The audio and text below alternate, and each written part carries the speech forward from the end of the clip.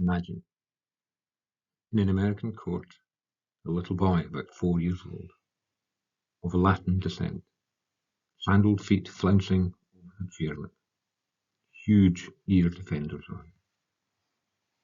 The US judge asks, "Do you have a lawyer?" The little boy shakes his head. "Do you know what a lawyer is?" The little boy shakes his head again, after his headphones translate the words. Zero tolerance policy. Parents separated from their children.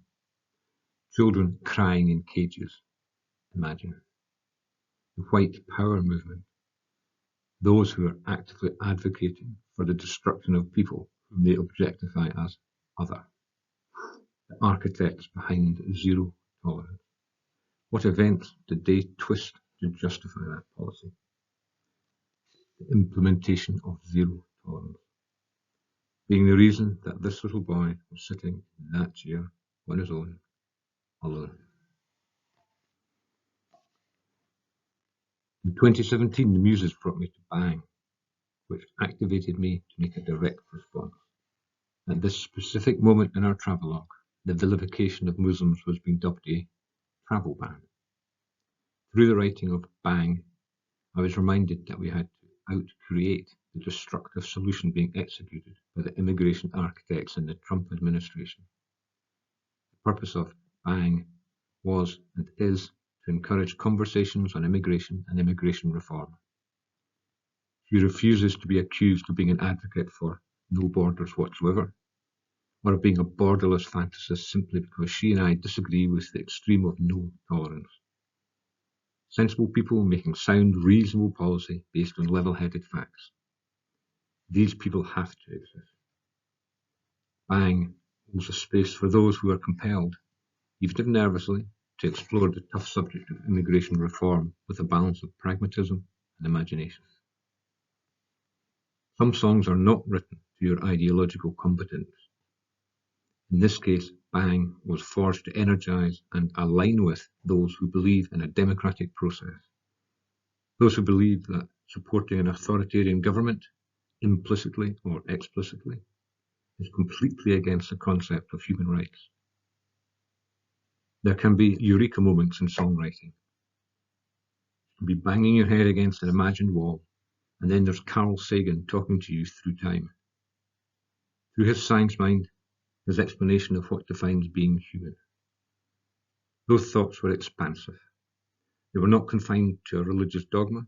All the same, he allowed people to hold on to that if they wanted to. And that's because Sagan did not otherize any of us in his definition of what a human is, not one of us.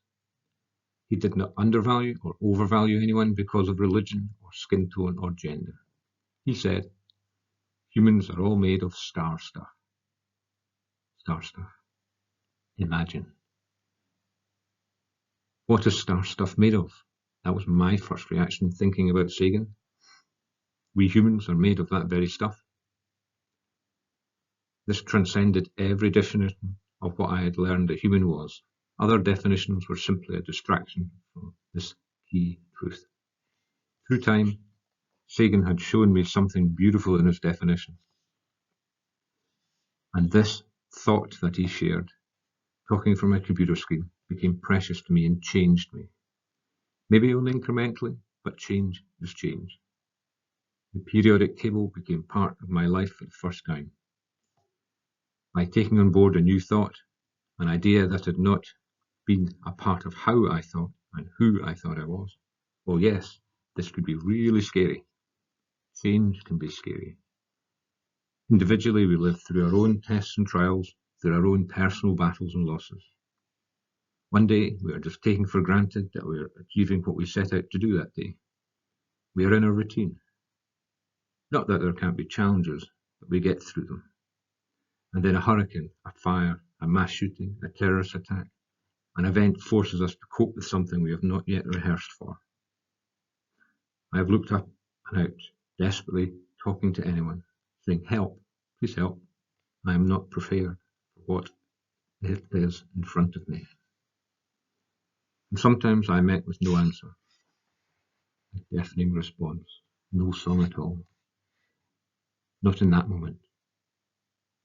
We have all been forced to sit with ourselves, feeling not like we are made of star stuff, but feeling overwhelmed. Where is the blueprint for this emotion? Then there are devastating events that affect not just family and friends, but a whole community, a city, sometimes even greater. Some people use a tragic event to twist the narrative and push their own political agenda. These are the warlords of hate. Others work through a tragedy by figuring out ways to process grief. And we all grieve differently. Some of us shut down, some of us reach out. Some of us lash out. Some hours of the day convulse with torrents of shock. In other moments, we find ourselves left with a bleak numbness. Collective trauma is its own energy. Not only songs, but whole albums have been written to document what people were telling me they were seeing and hearing and feeling. Written to document where someone was within our collective story that was unfolding in real time. At times, I have been warned by the muses, and the lessons from them can be tough and at times harsh. It's as if they say, Tori, you need to respect where this person is in the grief process, and that they are not at resolve. Even if it would make you more comfortable if they were, they are in their suffering. So if you're going to weave the truth of this moment into song, then you cannot project onto them. If you really want to document the emotion of this moment, then the key is to listen.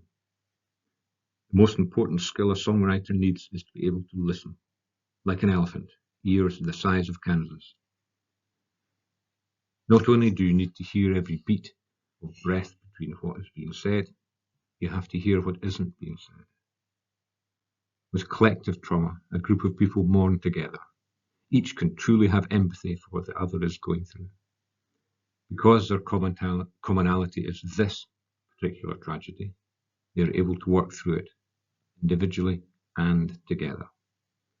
And there are times when we are alone that we may feel broken or divided into pieces inside. But then, because someone else, maybe someone we didn't know or don't know very well, all of a sudden, bang. They are mirroring a shatteringly familiar pain that you recognize when you look in their eyes. There it is, right there. A shared feeling of knowing, and you begin breathing together.